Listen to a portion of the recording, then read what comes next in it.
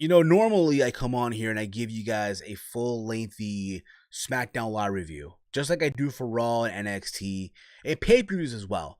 But for tonight, I am not going to sit here and give you guys a lengthy SmackDown Live review. Reason being, because really, to be honest, I feel like SmackDown Live tonight was mostly a forgettable show. And I say that because, let's be real about it, tonight, WWE made the show the way it was on purpose. Now, hear me out. Before you guys come on here and give me shit in the comment threads and give me shit on Twitter at HeelSteven, by the way. Make sure you give me a follow while you're at it. They did all this just so all of us on social media and on YouTube platforms, what have you, can come on and discuss the big return of Daniel Bryan. As you all know, early in the day, social media went crazy. The internet wrestling community completely lost their shit with the big announcement of Daniel Bryan being now cleared to compete as an in-ring competitor. And of course, the ending of tonight's show with the beatdown of Daniel Bryan by Kevin Owens and Sami Zayn, the masterful beatdown. Let's be real about it. This is what SmackDown Live needed. It needed that, that little kick in the ass. And we got that finally, in a way. Let's be real about it. SmackDown Live as of late, leading up to the road to WrestleMania, has been shit. Completely shit. You have no idea how many times I've gone on Twitter and I've seen fuckers go, #fire Road Dogg, #fire Road Dogg. It's like become the traditional Tuesday hashtag almost, right? And now, with Bryan being cleared, this is what SmackDown Live needed. And not only that, but this is what the road to WrestleMania needed. More than anything. Granted, yes, you know what? You're going to have Brock versus Roman that everyone's going to boo. You're going to have Cena versus Taker that people, wish they would have saw years ago at WrestleMania. You're going to get the big in-ring debut of Ronda Rousey. You're going to get, Shinsuke Nakamura versus AJ Styles 2, the so-called dream match. Ooh. But all of that doesn't come close to how crazy New Orleans will be in that Superdome with Daniel Bryan returning to the ring. I'm going to get more into this in this review later, but I'm going to just do right now, just skim through most of the show. Again, most of the show is forgettable, but I'm going to come back to Daniel Bryan momentarily, okay? I'm going to talk about Daniel Bryan's, big promo at the beginning of the show and at the end of the show as well. But let me get through the matches that took place tonight and then get to the whole show. But before that, hey guys, what's up? It's me, it's Steve here, back at it one more time with a new video. Thank you all for watching this video, tuning in back into the channel. If you're new here, make sure you hit that subscribe button down below. Give this video a big old thumbs up. Hey, look, I'm like Fonzie from Happy Days. 2 thumbs up. Hey! Also, while you're at it, share this video throughout your entire social media platforms, Facebook and Twitter, wherever the fuck you share videos. Also, follow me on Twitter at HeelSteven, where I tweet throughout most of these shows, Raw, SmackDown Live, NXT, pay-per-views, and all that fun stuff, alright? But mostly SmackDown Live tonight was simple. It was Shinsuke Nakamura versus Rusev, a rematch from Fastlane. You had AJ Styles on commentary. I'll be honest, this match was meh to me. It went lengthy for some reason. I don't know why. But again, you had Styles on commentary. Literally the end of it, right, was, for me at least, it felt botchy. I don't know. I felt like there was a botch near the end when they were rolling each other up. But Shinsuke got the win, of course, because again, you need the #1 contender, right? That is Shinsuke Nakamura to go into WrestleMania with some momentum. But at the same time, I say to myself this, okay? Why is Rusev still going out of his way to face, Nakamura? You think about it. I get it. Rusev is one of the most over acts right now in WWE. I get it with the Rusev Day, how much merch he sold. That's all fine and dandy. But Rusev has lost to Nakamura before at Fastlane. And how does he get rewarded for that? He goes on to face AJ Styles, literally the Tuesday after Fastlane, who's the WWE champion, who is going to face Nakamura at WrestleMania, the same Nakamura that beat Rusev at Fastlane. And now, Rusev is back at it again, facing Shinsuke Nakamura. Makes zero sense to me, but nonetheless, That's what it was. Nakamura won with a botch roll up, it looked like to me. And then you had Aiden English and Rusev beating up Shinsuke Nakamura. AJ Styles on commentary. It looked like you about to take off his vest, get ready to help Nakamura. But before he can even get into the ring, Nakamura took out both Rusev and Aiden English. He didn't really need Styles' help. So there you go with that. Backstage, there's this whole thing where they were talking again, and Nakamura pretty much told AJ Styles in his broken English that he should be worried because it looked like he is. And at WrestleMania, he'll beat Styles with the knee to face. I guarantee you there's going to be a shirt like that, knee to face, WrestleMania weekend. Bet the mortgage on it. We then had Ty Dillinger versus Baron Corbin for no reason whatsoever. Apparently, Baron Corbin is entering the Andre the Giant Memorial Battle Royal. I mean, he did win the Andre the Giant Memorial Battle Royal like 2 years ago, WrestleMania 32, which I was in attendance for, which literally shocked everybody. It was all cool to see, whatever. But this match really sucked. It just, I didn't care for it, really, to be honest here. What really was crazy about this at the ending of the match, where Corbin went for the end of days, and Ty Dillinger, I don't know what happened. There was a botch, a complete, utter botch. And you just look at Baron Corbin's face. He had this look in his face, like, dude, what the fuck? Like, he was pissed as all hell. He literally was. But I thought, okay, maybe they'll give Dillinger some like bullshit win.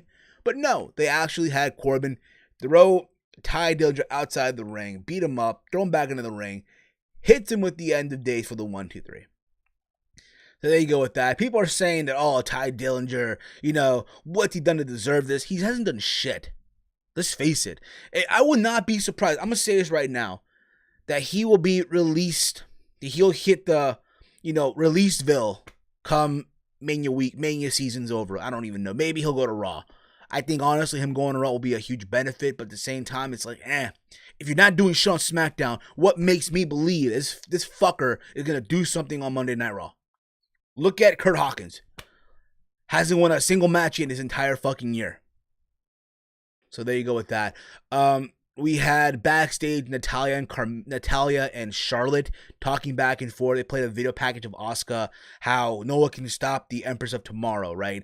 And Charlotte and Natalya and Charlotte talking, and Natalya pretty much said, how it's not fair that Asuka is, can walk into SmackDown Live and get the shot at you, and it should be me facing a WrestleMania. But at the same time as well, Natalya told Charlotte that, hey, there is doubt in Charlotte's eye, because Charlotte looked really worried. At the same time, it's like, if you notice, the same storyline kind of matches AJ Styles Nakamura.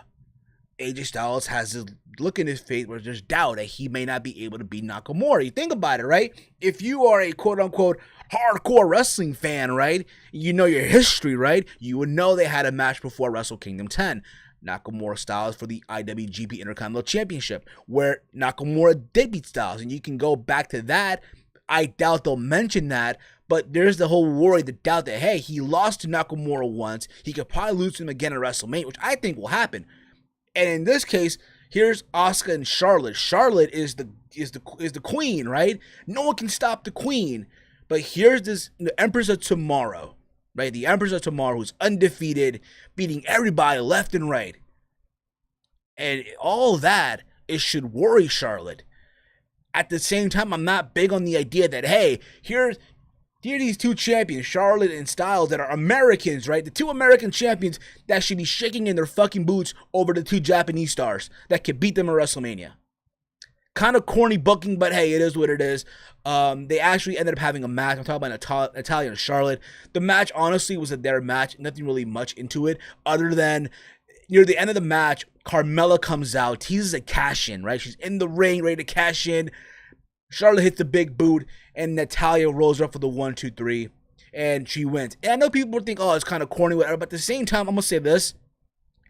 It builds up to, let's say by some miracle, right? By some miracle, Charlotte ends up beating Asuka WrestleMania. There's your next program after WrestleMania, which I think will not happen if, per se, Charlotte beating Asuka, even though we saw that already before, months ago, but it is what it is.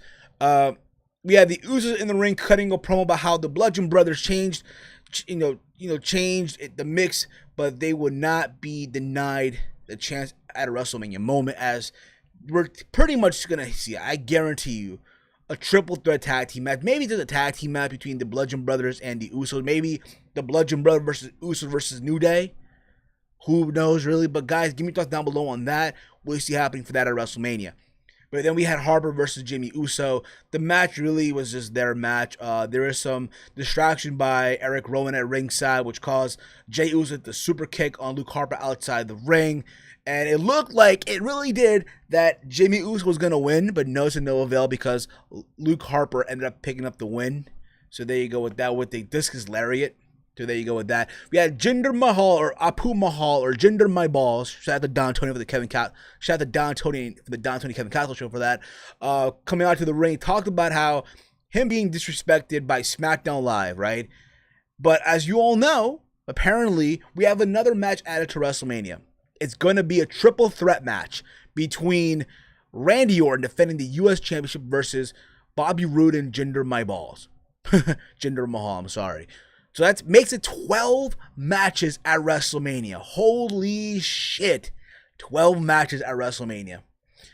But out comes Bobby Roode, and he promised to win his U.S. title back at WrestleMania. Orton entered and said Mahal had nothing without Sunil Singh. Mahal then literally threw Sunil Singh into Randy Orton and Bobby Roode as he escaped, and literally both Randy Orton and Bobby Roode beat up on Sunil Singh. There was an exchange between Orton and Roode where they countered each other's finisher maneuver. Yeah, Jinder outside the ring. This literally screams piss break at WrestleMania. Or if not pre-show. I'll be shocked. I really would be shocked if they actually put this match on the WrestleMania pre-show. Imagine that. Randy Orton, right? Going on the pre-show. I doubt it, but just imagine that. You know what I mean? But we'll see. We then had Becky Lynch and Naomi versus Liv Morgan and Sarah Logan. I'm sorry. I'm bored of this shit already. It's like on Raw. Every single week, it's, you know, Bayley and Sasha versus Absolution. Well, on SmackDown Live, every single week, sis, it's Becky Lynch and Naomi versus, you know, two members of the Riot Squad. I'm sorry, but after WrestleMania season's over with, both Absolution and the Riot Squad have to break up. Period. That's it. I'm tired of this shit. But again, the match was whatever. Lynch was able to get Logan with the disarmer for the tap out. So there you go with that. And then we had the big announcement of Daniel Bryan. The big announcement of Bryan. Apparently, he had to pretty much address the whole Kevin Owens Sami Zayn scandal from last week. As you all know, Zayn and Owens took out Shane McMahon, right? And it's one of those things where, you know, oh my God. And he pretty much welcomed Zayn and Owens. Both Owens and Zayn congratulated Bryan for getting cleared and thanked him for being their biggest supporter. But then Bryan showed them footage from last week and from their attack of Shane McMahon. And they laughed. And Bryan said that what they did last week was unacceptable and pointed out that they attacked McMahon after they already won the war. This whole war of them, you know, always being put down by Shane McMahon. They finally won. And then Bryan told Owens and Zayn that they're fired. As much as it hurts them, especially them being on the road for so many years, they didn't think years ago they'd ever be in WWE, but here they are, right? Their chance for Sami Zayn and Owens to go at it at WrestleMania. A few that, let's be real about it, you would never think would ever be in a WrestleMania. And they blew all that. And then he fired both. I almost said Nakamura for some reason. Both Sami Zayn and Kevin Owens. They go for the handshake, and then Kevin Owens attacks Daniel Bryan.